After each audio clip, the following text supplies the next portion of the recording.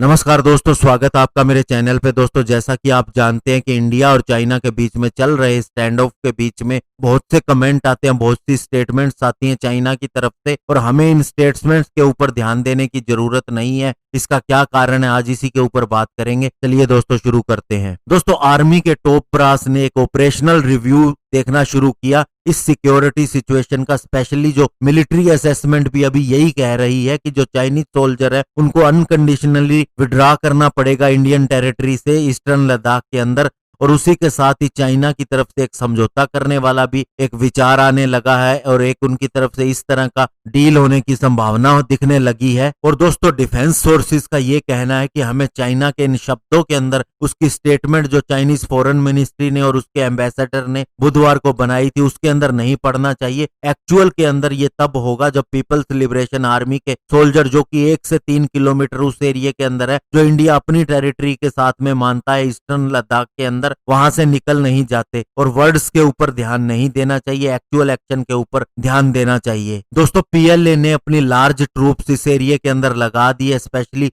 Face of site के नजदीक की टेरिटरी के अंदर। और दोस्तों, एक्सरसाइज से 5000 सोल्जर सीधे यहाँ पर इस रीजन के अंदर खड़े कर दिए हैं। और दोस्तों, यहाँ पर इंडियन आर्मी भी पूरी तरह से मैच कर रही है चाइनीज डिप्लॉयमेंट के हिसाब से और उनको पूरी टक्कर दे रही है। लेकिन फिर भी इतने लंबे स्टैंड ऑफ के बाद अभी तक कोई भी चीज यहाँ से निकली नहीं है। और ज्यादा से ज्यादा अगर कुछ हुआ है तो वो है दोस्तों major general, brigadier level, colonel level के ऑफिसर्स की आपस के अंदर मीटिंग्स हुई हैं। और दोस्तों, इस तरह की जो डिप्लोमेटिक नेगोशिएशन थी, उन्होंने 73 day long military face of जो हुआ था इंडिया और चाइनीज सोल्जर के बीच में, जो स्पेशली भूटान की टेरिटरी डोकलाम के नजदीक हुआ था, वो भी खत्म कर दिया था। लेकिन डोकलाम के एंड का नतीजा ये रहा था कि पीएलए ने परमानेंटली अपनी ट्रूप्स को वहां पर स्टेशन कर दिया, मिलिट्री इंफ्रास्ट्रक्चर वहां पर बना दिया, हेलीपैड वहां पर बना दिए नॉर्थ डोकलाम के अंदर। और अभी दोस्तों, प्रॉब्लम ये है कि जो ये स्टैंड ऑफ हुआ है उसमें ये कहा जा रहा है पीएलए ट्रूप्स ने इंडियन टेरिटरी के अंदर एंट्री कर ली है। और दोस्तों, अभी जो 3 दिन की आर्मी कमांडर्स कॉन्फ्रेंस हो रही है उसके अंदर ये टॉप